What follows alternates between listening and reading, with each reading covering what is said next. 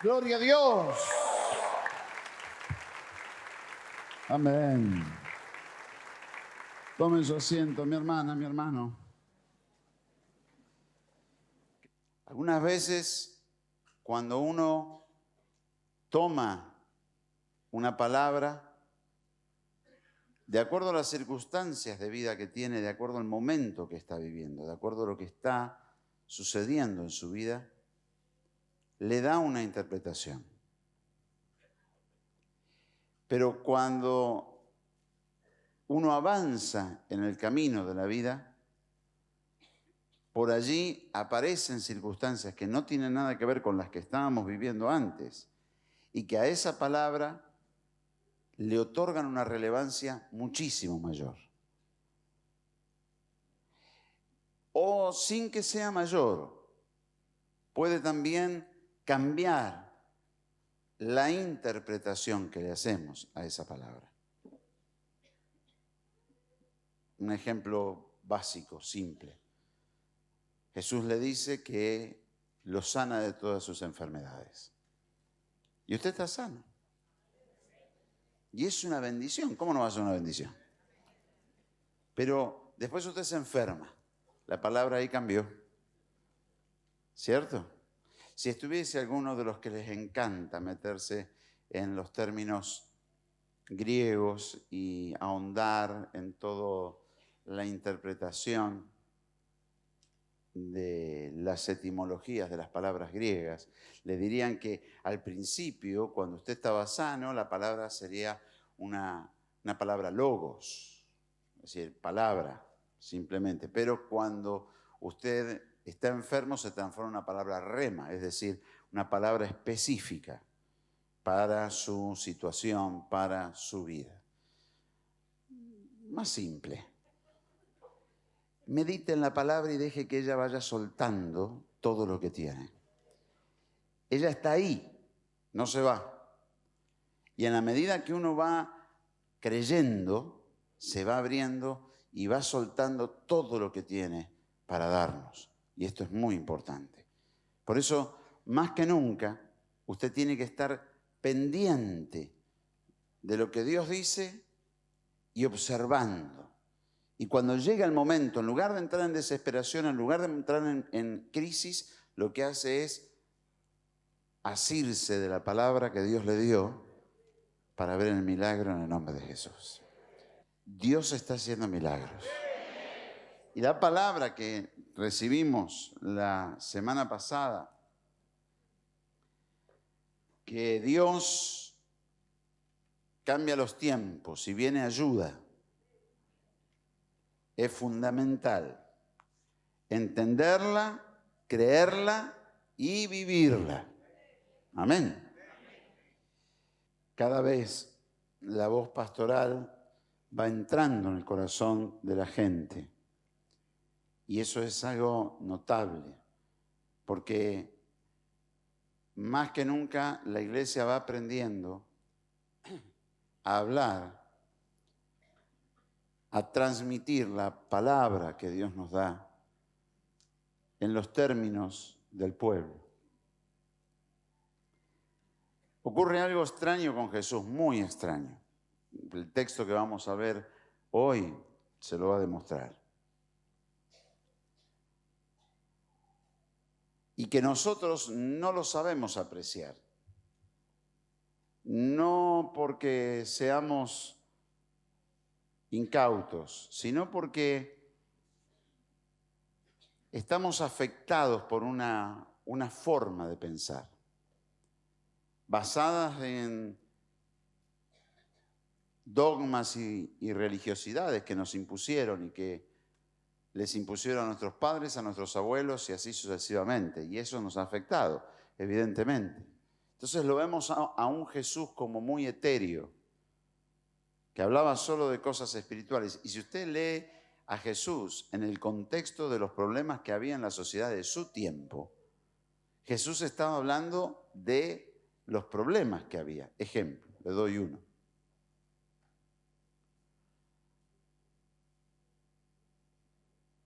Un problema que hasta el día de hoy no está resuelto. El machismo. ¿Ah? La mujer que era sorprendida en el acto del adulterio era apedreada, pero no así el hombre. Entonces se plantan delante de Jesús y Jesús trae un mensaje revolucionario. Le traen la mujer adúltera delante de él y le dicen, la encontramos en el acto, la vamos a apedrear. Y Jesús dice que ni levantó la vista, sino que escribía con un palito en la tierra. Vas a ver qué estaba escribiendo.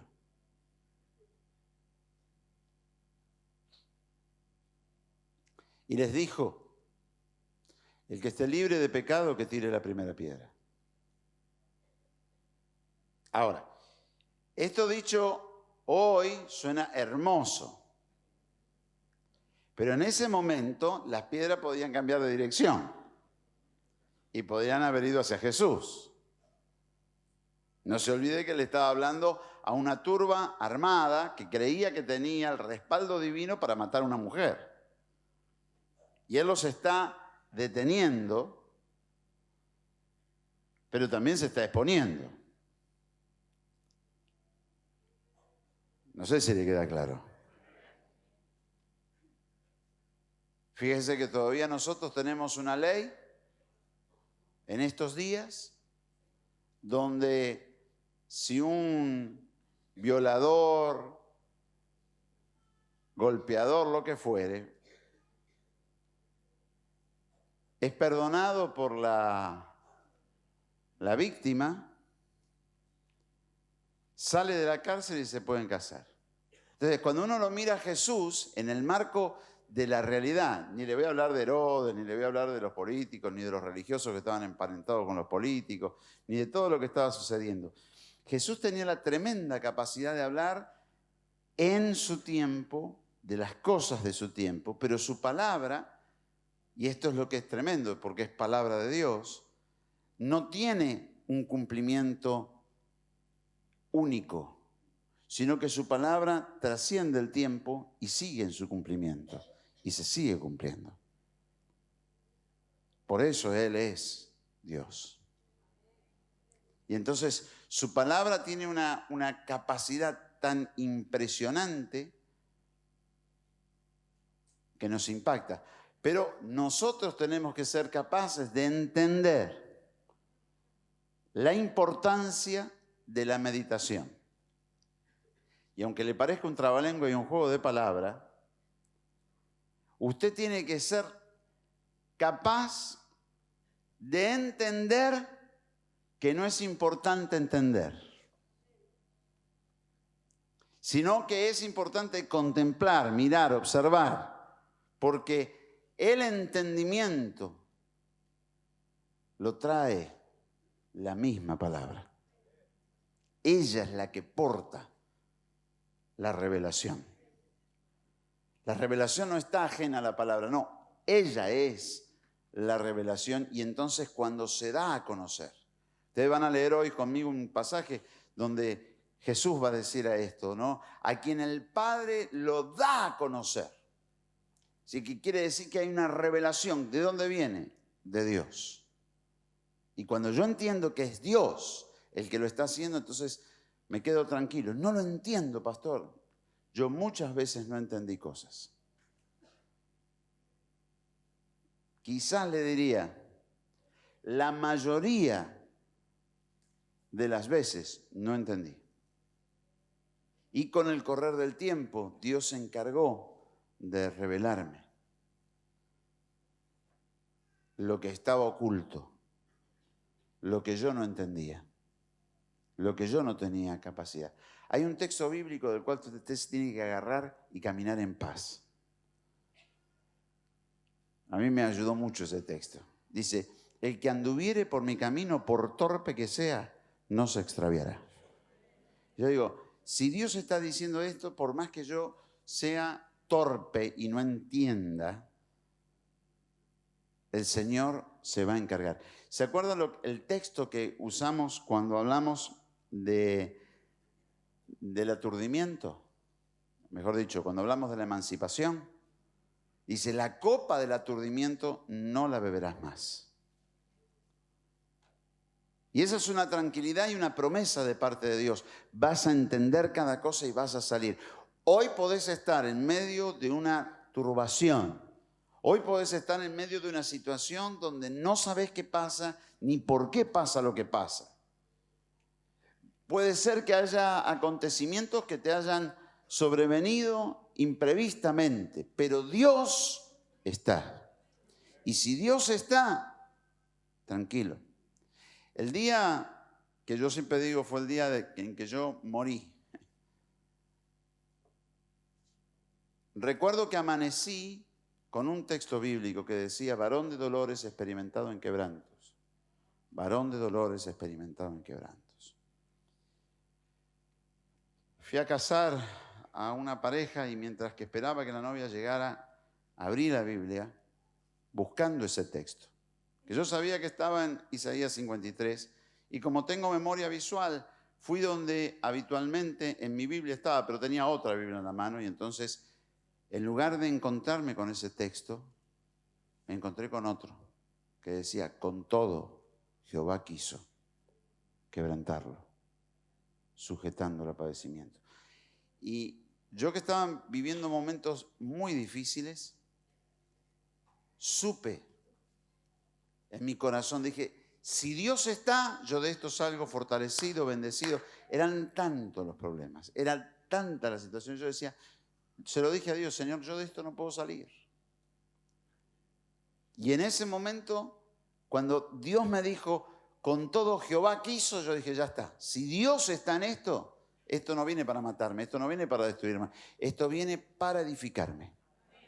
En este momento lo veo como un problema, mañana lo voy a contar como un testimonio. Mañana va a ser un testimonio de lo que Dios hizo en mi vida.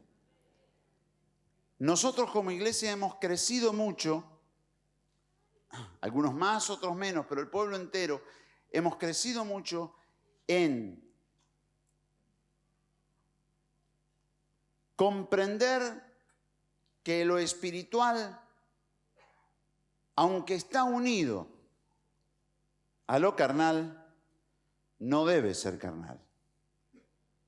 Y entonces no tratamos de racionalizar todo, pero si algo extirpamos fue esa manía que sobre todo la iglesia evangélica suele tener del sentimiento. Yo siento, ¿no? Porque antes todo era yo siento de Dios, siento esto, siento aquello, y los sentimientos son algo tan volátil. Tan volátil. Dice el proverbio, dice, engañoso es el corazón. De repente sentís algo y ya empezás a ponerte mal, y a lo mejor es todo lo contrario a lo que estás pensando. Pero es que lo que siento, guardalo lo que sentís. Sacalo, es una gimnasia. Porque si Dios me dice lo contrario, yo tengo que estar. ¿Se acuerda ese texto cuando muere Lázaro?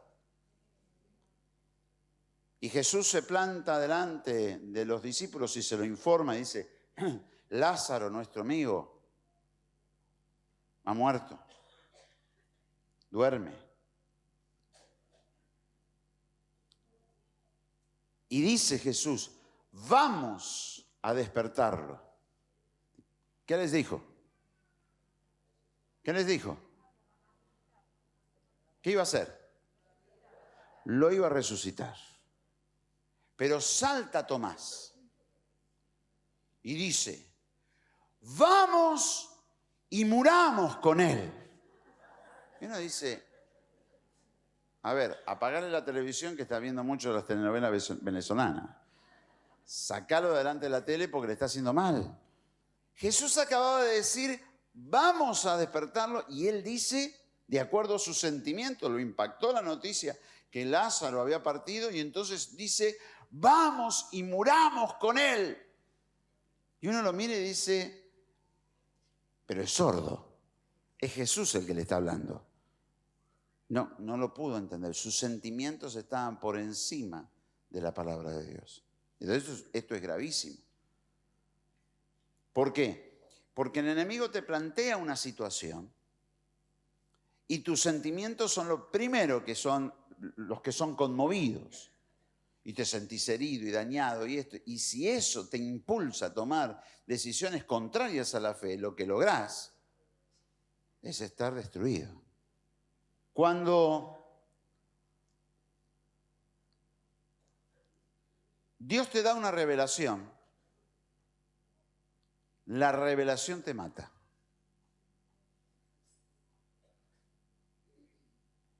Yo siempre cuento que acá en esta zona, cuando esto era un galpón destruido, yo estaba orando en esos 6 meses primarios de la iglesia donde predicaba en el aire libre 12 veces y una vez más acá en el templo y nadie se convertía.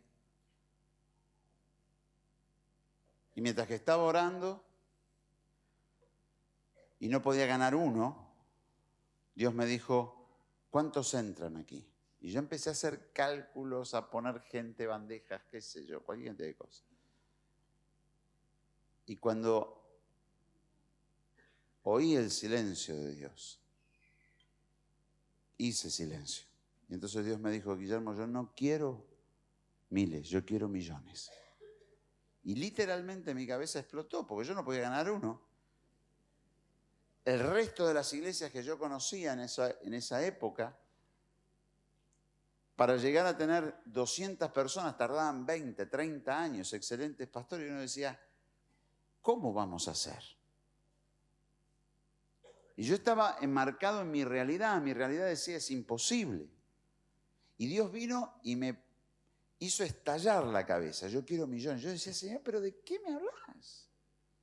Entender que cuando recibís una revelación, la revelación siempre va a ser mucho más grande de lo que tenés, de lo que sos, de tus posibilidades, de tu realidad. Y Dios te va a decir algo imposible. Entonces, vuelvo, todo esto es antídoto, Cuando usted se planta ante Dios y en medio de la tormenta siente paz, por eso le estoy haciendo todo este preámbulo, lo de sentir paz en medio de la tormenta en las situaciones difíciles, que esto tiene directa relación con la palabra que le voy a hablar, eso marca que Dios está presente. Por eso le decía, cuando Dios me dijo, con todo Jehová quiso, yo dije, bueno, si Dios quiso hacerlo, tranquilo, porque de esta situación salgo bendecido, edificado. Ahora, no quiero que porque yo diga esto, usted agarre ahora, empiece, yo siento, porque hay algunos que son extremistas, se van de un extremo al otro extremo, son pendulares, no pueden parar en el medio, no pueden tener equilibrio. Atención, a los desequilibrados, equilíbrense. No se pasen de roscas. El texto que vamos a leer hoy comienza con la multiplicación de los panes y los peces. Y algunas veces Dios te coloca en situaciones difíciles. Mire, abra su Biblia. San Juan, capítulo número 6. Y es interesante cómo Juan relata el episodio. Dice, después de esto, Jesús fue al otro lado de Galilea, del mar de Galilea, el de Tiberias, o de Tiberías. Y le seguía una gran multitud porque veían las señales que hacía en los enfermos. Restringidas las señales, ¿dónde? En los enfermos.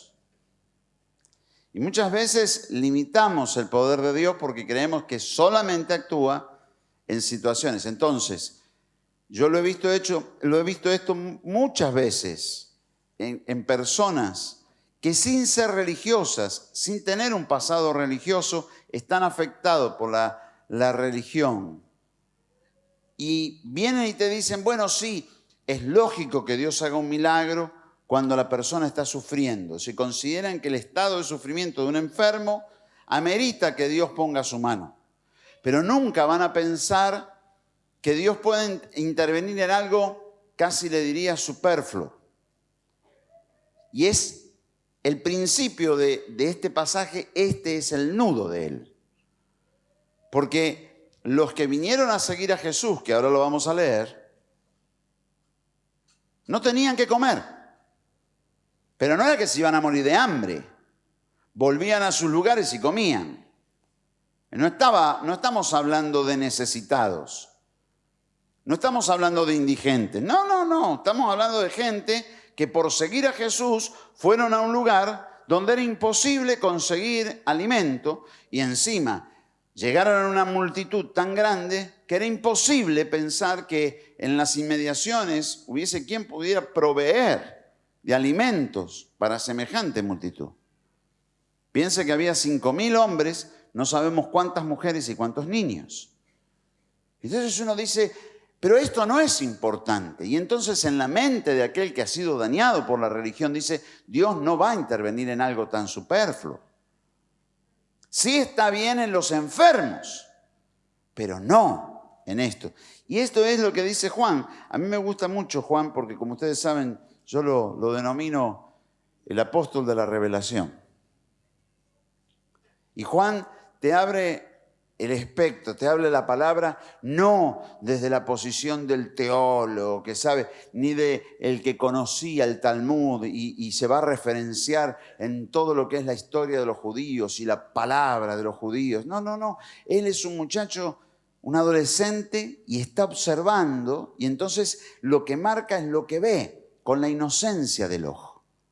Y él lo retrata muy claro. Todos lo seguían porque sabía lo que hacía con los enfermos.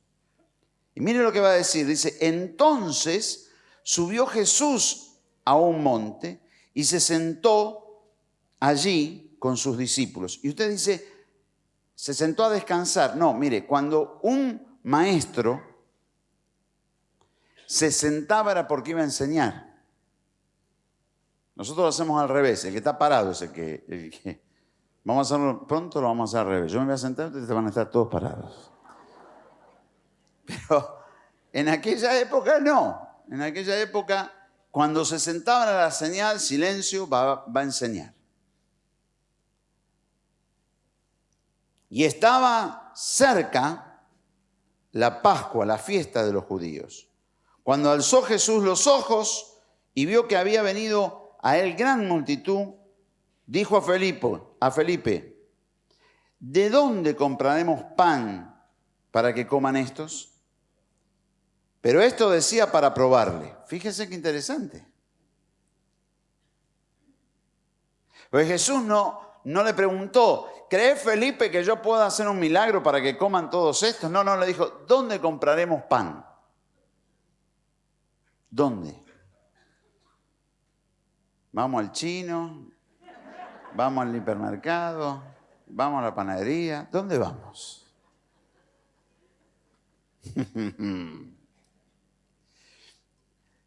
Pero lo hizo para probarlo. A ver, ¿cuál era la reacción de Felipe? ¿Qué reacción tenía? Y Felipe reacciona, ¿no? Dice, versículo número, más claro, ¿no? Porque Juan lo aclara, dice, pero esto lo dijo para probarle porque él sabía lo que iba a hacer. Felipe le respondió, 200 denarios de pan, una fortuna, no bastarían para que cada uno de estos tomase un poco. Uno de sus discípulos, Andrés, hermano de Simón Pedro, dijo, aquí está un muchacho que tiene 5 panes de cebada y 2 pececitos. Mas, ¿qué es esto para tantos? Préstele atención a este personaje, Andrés. Este es el que lo va a llevar a Pedro. Y le va a decir, Pedro, encontramos al Mesías. Es el que lleva, el que guía. Siempre está llevando. Lo lleva Pedro delante del Señor, trae los pececitos y los panes del nene. Siempre está llevando. Él no sabe, no conoce. Puede ser que su fe no le dé para tanto, pero lo lleva. Arrima por las dudas. Por fe. Se arrima. Y entonces él dice, ¿qué es esto para tantos? Pero bueno, hay 5 panes y 2 peces. A ver si con esto podemos hacer algo. Interesante, ¿no? Dice el versículo número 10. Entonces Jesús dijo, haced recostar la gente. Y eso, que para usted dice, ¿qué les va a pedir? ¿Que duerman una siesta? No. Se recostaban para comer. Era medio raro, ¿no? Usted se sienta a la mesa para comer, pero ellos no, ellos se tiraban. Cada uno con sus costumbres. Y había mucha hierba en aquel lugar y se recostaron como en número de 5.000 varones. Y tomó Jesús aquellos panes y habiendo dado gracias, los repartió entre los discípulos y los discípulos entre los que estaban recostados, asimismo de los peces cuanto querían. Y cuando se hubieron saciado, dijo a sus discípulos, recoged los pedazos que sobraron, para que no se pierda nada. Y recogieron pues, y llenaron 12 cestas de pedazos que de los 5 panes de cebada sobraron a los que habían comido. Aquellos hombres entonces, viendo la señal que Jesús había hecho, dijeron, este verdaderamente es el profeta que había de venir al mundo. Felipe, ¿dónde vamos a comprar pan para todos estos? Es lo lógico. Y algunas veces te enfrentas a situaciones y esas situaciones tienen que ser enfrentadas lógicamente. Pero es que Dios tiene otra clase de pensamientos y te quiere desafiar para que ingreses a una dimensión nueva, la dimensión de la fe. Dimensión que es vital para andar con Dios porque dice que sin fe es imposible agradar a Dios. Pero nosotros tenemos incorporado por la influencia de la religión que todo es por obras. Y solamente por obras y nada más que por obras. Y entonces, no me voy a poner a hablar de la culpa, pero sí le voy a hablar de aquellos que no usan la fe, sino que están siempre en un trato comercial con Dios, a ver si es justo o no es justo que yo reciba esto, aquello, lo otro. Jesús no preguntó si los que estaban allí, y de hecho, usted va a leer después conmigo, que va a tener algunos encontronazos fuertes con esos que estaban allí. Y en medio de esos encontronazos, Él les plantea que no creen. Bueno, no se planteó si creían o no creían, los alimentó. Y Él estaba trabajando no sobre la multitud. Pues muchos piensan en la multitud en este pasaje. No, la multitud era ajena a lo que estaba sucediendo. Él estaba trabajando con sus discípulos. Él no estaba pensando en la multitud. La multitud iba a recibir este favor y se iban a gozar, iban a vivir una experiencia maravillosa. Pero Él estaba pensando en los discípulos, por eso la charla con los discípulos.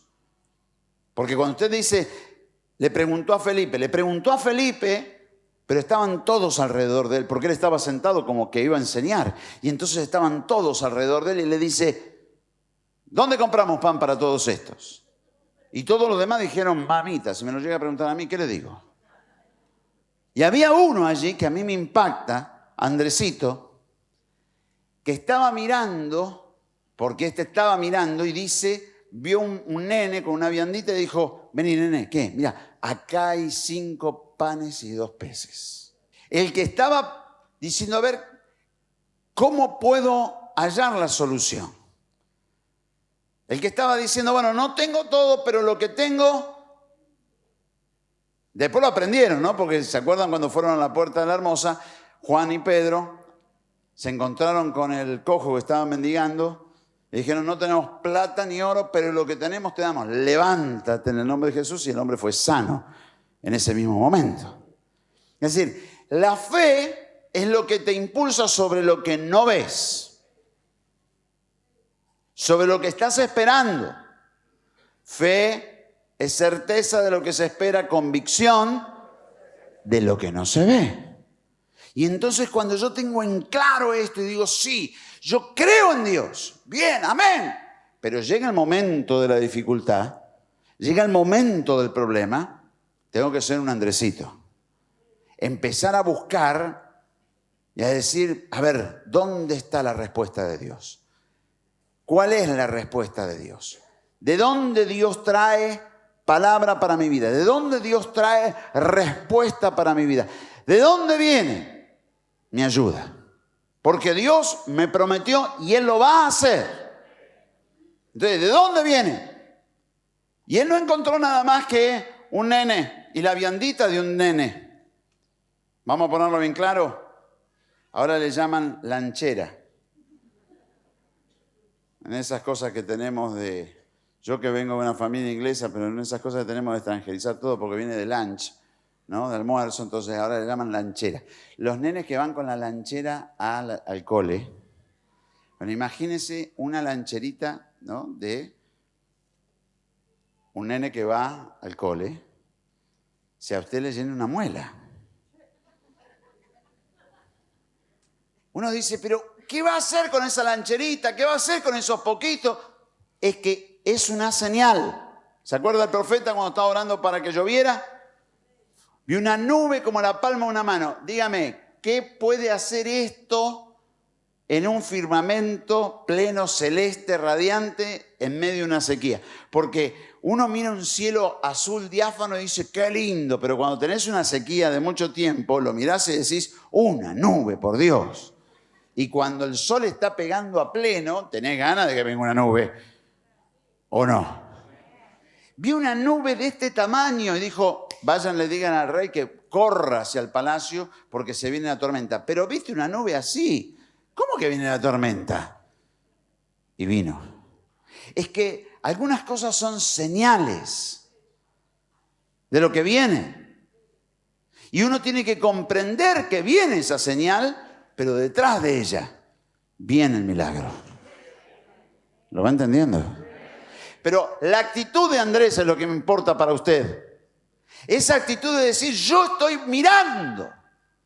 Los otros estaban tan preocupados en qué panadería les podía proveer el pan que no percibieron que había un nene con 5 panes y 2 peces. Y es fundamental que usted y yo entendamos la importancia que tiene el observar, el ver en el camino de la fe. Porque no va a poder hacer la misión para la cual Dios lo ha llamado si no es por fe. Si yo lo miro humanamente, es imposible. Pero si lo miro con los ojos de la fe, todo es posible. Lo que tienes por delante, lo puedes hacer, sí, por fe. No por tu fuerza, no por tu esfuerzo, no por tu fuerza, no por tu capacidad, no por las oportunidades que tienes, sino por fe. Y eso es lo que produce milagros. Jesús sabía que iba a hacer el milagro, pero trabaja sobre ellos. Y Él trabaja sobre nosotros. Él sabe que va a hacer el milagro, pero trabaja sobre nosotros, saber a qué punto nosotros vamos a confiar en Él. Y entonces cuando todo se pone terrible, donde todo se pone negativo, donde todo es espantoso. Pablo en el barco que lo llevaba en su camino hacia Roma. No salgamos, se viene una tormenta.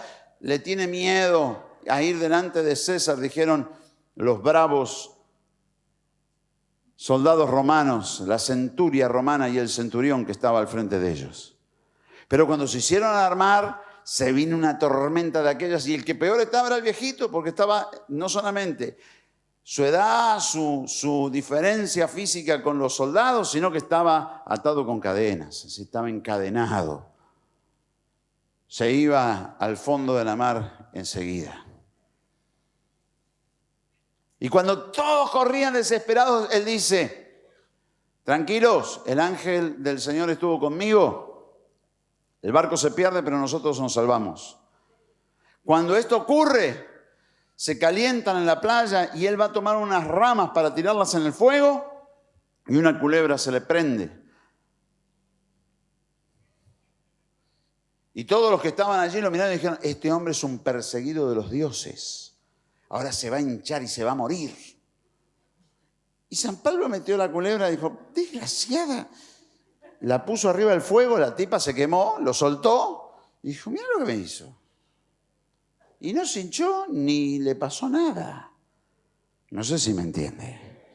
Es decir, usted lo mira y dice, claro, porque es así, pero cuando te toca a vos el naufragio, la cosa cambia. ¿O no? Y cuando te muerde a vos la culebra, es diferente. Porque verlo en el otro es facilísimo, pero vivirlo se complica. Entonces, es ahí donde uno se empieza a mover en fe, donde uno dice, tranquilo, Dios está. ¿Por qué tenía semejante seguridad Pablo? Porque él sabía que tenía que comparecer ante César. Yo iba tranquilo. Dice, yo no puedo, no es momento para que yo parta. Así que yo estoy tranquilo. ¿Por qué? Porque tengo una misión. Ir delante de César. Y entonces voy a llegar hasta allá. Sí o sí, voy a llegar hasta allá. Y la miró a la culebra y dije, ¿vos quién sos? Puso arriba el fuego y se terminó la culebra. Desarrollar la fe es la clave. La multiplicación de los panes no fue pensada para los que iban a recibir los panes, sino para los discípulos.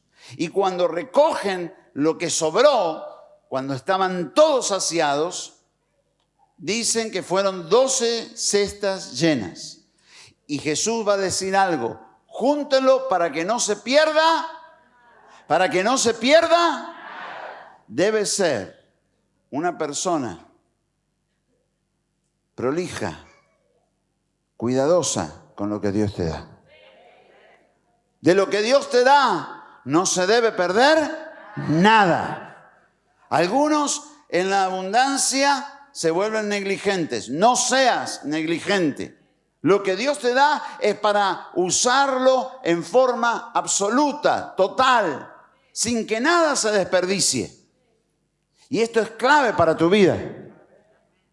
Cuando yo empiezo a entender esto, entonces empiezo a tener conciencia de la misión que tengo por delante.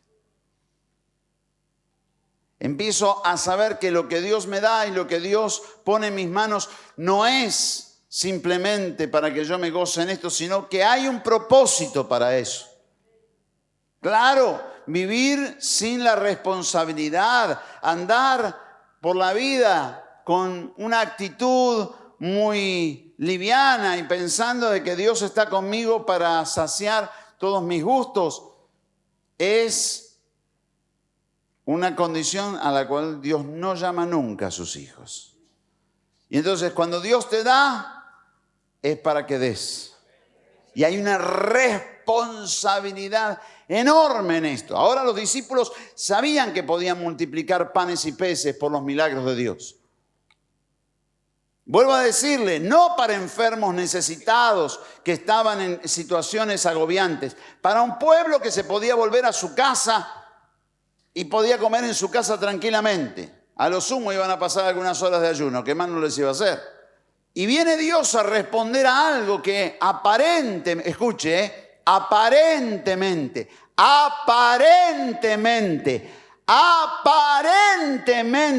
no es importante. Pero las apariencias, como dice el dicho, engañan. Es lo que yo percibo de la situación. Yo juzgo de la situación. Los discípulos vieron la situación y dijeron, despídelos y que se vayan. Los otros evangelios lo cuentan, despídelos y que se vayan cada uno a su casa. Sin embargo, Jesús quería hacer un milagro que aparentemente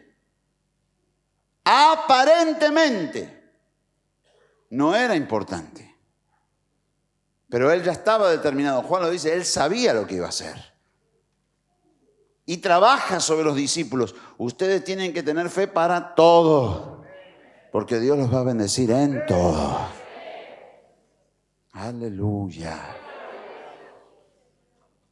Voy a decir algo que yo sé que a algunos les va a remover, porque les va a hacer entender algunas cosas. Yo voy siempre a hacer lo que Dios me pida que haga. Algunas veces he dicho, para hacer ciertas cosas Dios me tiene que gritar, y cuando le decís eso a Dios, Dios te grita. Conmigo lo ha hecho. Y no una vez, varias veces. He tenido el privilegio de oír el grito de Dios.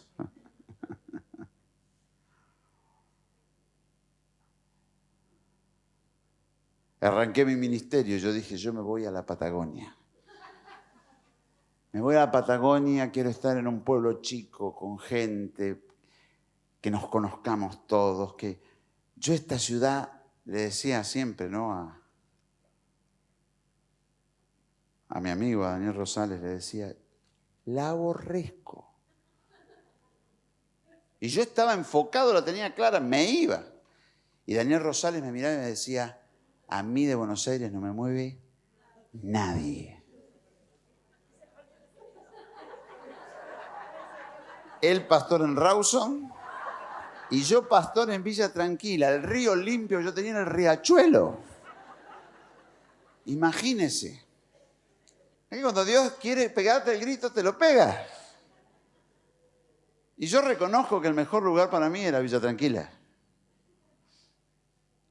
Y que de tranquila no tiene nada, ¿cierto? Y Daniel llegó a amar tanto Rawson que no venía más a Buenos Aires. Pero no venía. Llegó un momento que su madre y todos, cuando llegaban a la fiesta, tenían que ir todos para Rawson porque él no venía. Increíble. Esas cosas que Dios hace, que algunas veces uno dice, no, jamás. Y Dios dice, a ver, vamos a ver. Uno va a hacer lo que Dios le diga que haga. El tema es cómo. Porque hay algunos que van cuando no le queda otra posibilidad. ¿O no? Jonás, ¿cómo andás? Andá y decirle a los de Nínive que yo los perdono. De ninguna manera, que revienten. Algunos dicen, pero ¿cómo puedo haber sido tan falto de misericordia? Es que los de Nínive agarraban a los judíos cuando se los llevaban como esclavos, les agarraban los párpados, los levantaban, les clavaban un anzuelo y se los llevaban así. A ver, estos eran los chicos de Nínive. No crea que Jonás estaba pensando lo que pensaba porque Jonás era un loco. No, Jonás tenía sobrados motivos para pensar lo que pensaba. Y de repente Dios le dijo, andá y decirle que los perdono. Si se arrepienten, los perdono. No. Y bueno, hizo una excursión en submarino. De aquellos tiempos. Yo me imagino la cara de asco de la ballena cuando lo escupió. Porque los muchachos en aquellos días no se bañaban mucho. Eran bastante alérgicos al agua y el jabón. Y yo me imagino la ballena, porque la ballena se debería sentir mal, porque una cosa es comerte un pescado y otra cosa es que te caiga un tipo adentro. Y este debe haber chapoteado, caminado, debe haber... Yo imagino a la pobre ballena todas las sensaciones que debe haber sentido. Cuando en un momento Dios le dio la orden y sopó, lo escupió, lo debe haber tirado lejísimos. Y debe haber tosido y escupido la ballena, ¿no? Como diciendo, asqueroso, puerco.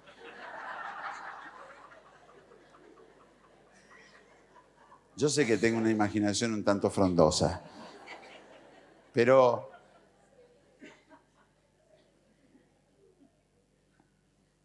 saber que Dios te lleva y caminar en ese camino es una maravilla. Saber que Dios está diciendo, yo voy a hacer el milagro, yo te voy a llevar, y dejarse guiar por el poder de Dios es maravilloso. Fíjese qué tremendo lo que va a decir ahora. Y yo pensaba ministrar todo el capítulo, pero me voy a parar acá. Voy a terminar acá. El domingo que viene seguimos.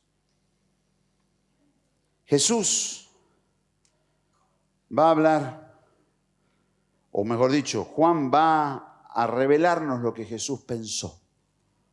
Y dice, versículo número 15, pero entendiendo Jesús que iba a venir a apoderarse de él, que iban a venir a apoderarse de él y hacerle rey,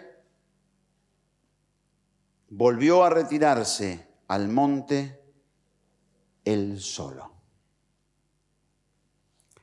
La conciencia de misión de Jesús dijo, no es ni el tiempo que esto ocurra, porque después lo van a hacer, lo que nosotros llamamos Domingo de Ramos. No es ni el tiempo, ni yo tengo que ser rey, porque cuando bajó del burro dijo, mi reino no es de este mundo. Y él sabía que había venido para ir a la cruz y redimirnos. Fíjese, vaya al final del capítulo, vaya a los versículos finales. Dice, Jesús le respondió, ¿no os he escogido yo a vosotros los 12 y uno de vosotros es diablo? Cuidado de los hinchas de Independiente porque está hablando de Judas. Hablaba de Judas Iscariote, hijo de Simón, porque este era el que le iba a entregar y era uno de los 12. Jesús era tan la conciencia de misión que él va a hablar de lo que va a pasar. Y dice, y uno de ustedes es diablo. Se los está diciendo, sabiendo de que Judas lo iba a entregar. Tenía una conciencia de su misión tremenda. Sabía cuál era la misión que vino a cumplir. Y nada lo iba a apartar de lo que Dios le dijo que tenía que hacer. Ahora, el tema es, cuando la palabra aparece y tenés todo bajo control. Y entramos a tratar de buscar las soluciones, a tratar de hacer las cosas por nuestra cuenta y no las podemos hacer. Y allí, cuando llegamos a esa situación, nos sentimos frustrados.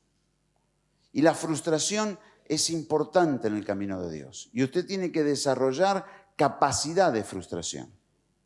Porque para cumplir la misión usted tiene que desarrollar capacidad de frustración.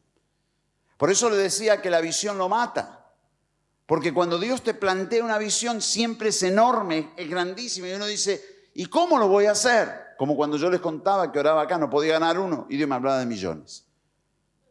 Y Dios te habla de algo descomunal y uno dice, ¿cómo lo hago?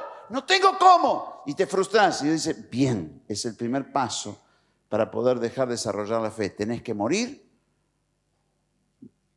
Si el grano de trigo no cae a tierra y muere, queda solo. Pero si muere, lleva fruto y fruto en abundancia. Entonces, ese es el proceso. Entonces, cuando te sentís frustrado, que estás pensando que estás en lo peor de lo peor, que no servís, que no tenés fe, que sos una basura, que esto, que aquello, que lo otro, es el momento en el cual la fe va a nacer. ¿Y qué tengo que hacer, pastor? Lo de Andrés. Mirar, ver una señal y te vas detrás de ella. Acá hay 5 panes y 2 peces. No alcanza para todo lo que hay, pero algo hay. Y entonces Jesús toma esos 5 panes y 2 peces y dijo, bueno, los bendigo. Repártanlos. Y va a sobrar de esos 5 panes y 2 peces 12 cestas llenas. Y después viene otro aprendizaje, no ser negligente, que no se pierda nada. Ahora, si yo estoy fuera del plan de Dios, si yo estoy fuera de lo que Dios quiere hacer, es probable que me sienta mal. Es probable que todo sea contrario, pero si yo estoy con Jesús, tomado de su mano, no hay milagro que Él no pueda hacer. No hay nada que Él no pueda hacer.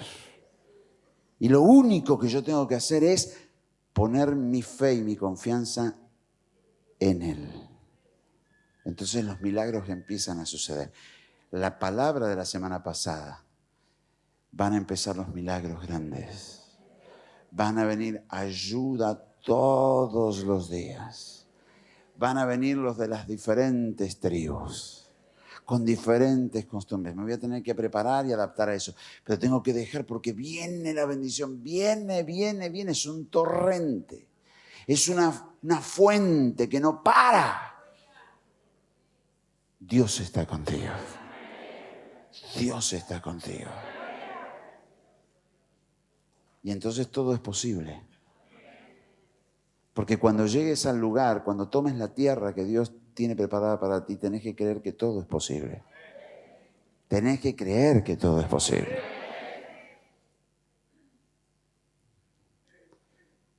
Y aprender a manejarte en esta dimensión diferente, que es la dimensión de la fe. Y todos cuando piensan en la dimensión de la fe, piensan en lo grande. Y la fe arranca siempre por lo chiquito. Por eso dice Jesús, si tuvieres fe como el granito de mostaza, en la cabeza de un alfiler. ¿Tan chiquitita? Sí. Yo tengo un dicho muy mío. Nosotros con 2 fósforos quemados y 3 escarbadientes usados hacemos algo. Porque nos caracterizamos en eso. Hagamos. ¿Por qué? Porque cuando estoy haciendo, después empiezan a aparecer los milagros. Cuando yo miro la montaña, no la voy a escalar nunca. Cuando yo arranco y me voy trazando etapas y digo, voy hasta allá, cuando me quiero acordar, estoy arriba. Y esta es la fe. Y cuando llegue el momento de estar, vas a tener que confiar. Y vas a tener que confiar, por ejemplo, que este era el desafío. Tenés que confiar en lo que Jesús va a hacer. Por eso me gusta tanto Andrés, que le trae al nene con la lanchera, con su viandita. Se lo trae y le dice, acá hay algo. Porque él sabía que Jesús podía hacer cosas con eso. Y a lo mejor estás pensando, es que Dios conmigo, es que yo no puedo hacer nada. Y Dios contigo puede hacer mucho. Pero es su mano sobre tu vida. ¿Estás preparado para recibir de Él? Cierra tus ojos. Rama Sabacaya Kiev. Señor, en tu nombre, venimos delante de ti con todo nuestro corazón, Dios mío. Queremos sacar de nuestra alma todo peso, toda carga. Queremos sacar de nuestro ser todo lo que nos agobia. Queremos ser libres delante de tu presencia y llenarnos de tu gloria, porque nada podemos, Señor, sin ti. Recién lo cantábamos. Sin ti no podemos nada. Pero cuando tus ojos están sobre nuestras vidas, nuestro ser comienza a ser transformado por la gloria de tu poder. Y lo que es nada en tus manos se vuelve todo. Porque tú eres maravilloso. Y ahora estamos aquí delante de tu presencia. Mira los que han llegado enfermos. Mira los que han llegado con problemas. Mira los que han llegado en medio de dificultades y de dolores. Sánalos, Dios mío, ahora. Resuelve esos problemas ahora. Tú eres el Dios de los milagros y tu palabra nos está diciendo que viene ayuda cada día. Que no se corta, sino que ella se multiplica cada día. Porque veremos, Señor, que tú nos levantas y nos fortaleces hasta hacernos un ejército grande como ejército de Dios. Y que vendrán de diferentes tribus y vendrán a sumarse y a unirse. Y esto es para tu iglesia, y esto es para tu obra, y esto es para tus planes, pero también es para los que están pensando y están planeando sus proyectos, sus diferentes actividades, sus metas. Viene ayuda de todas partes para ellas. Viene ayuda de todas partes para ellos. Nada lo puede detener. Tu gloria fluye. Tu unción se derrama ahora. La presencia tuya hace que milagros y prodigios llenen la vida de mi hermana y de mi hermano. Urra macanda la baray. Ría sai soya shanda la bacaya. Y Shabata Shoyalanda, la bacaya aquí, a la bacaya canda. Ahora, Espíritu Santo, parte yugos. Ahora parte cadenas. Ahora parte ligaduras. Y que nuestra fe comience a nacer. Que se desarrolle ahora, Señor. Que podamos tener la capacidad de ver la señal en medio de toda la crisis. Que podamos ver lo que viene. Que tengamos clara la meta. La misión que tú nos das y que nada ni nadie nos pueda quitar de esa meta. Saber que tenemos que hacer lo que tú quieras que hagamos. Y en medio de eso ser probados, como dice la palabra que probaste a Felipe. A ver hasta dónde daba la fe. Señor, enséñanos a mirar por encima de la realidad. A volar más alto de lo que ven nuestros ojos, para que nuestro horizonte se amplíe, para que podamos creer que vienen milagros grandes, porque tú eres un Dios poderoso. Dios está sanándote ahora. Hay una persona que Dios le está sanando las caderas. Hay personas que Dios está sanando estómago, hígado, duodeno. Dios está sanando. Hay milagros allí.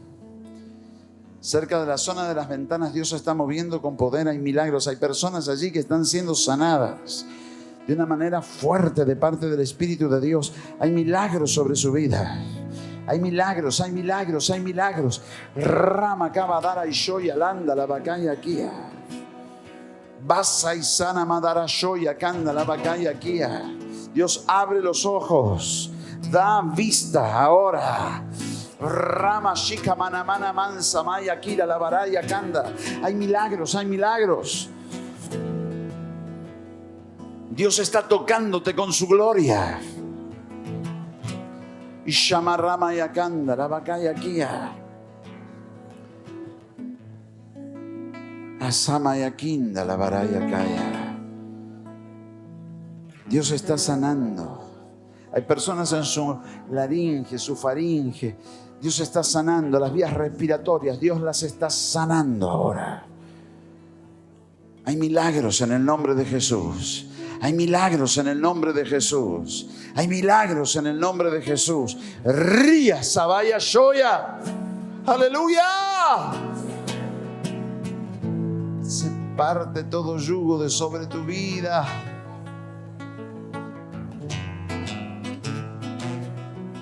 Shikamana Maramana Mana Mana. Usabaya Lavadara Shoya Lava Ramakaya. Rama Sabadara y Shoyalanda la Bacaya Kia. ¡Oh, gloria! Se parten yugos de sobre tu vida. Eres libre. Eres libre. Aleluya.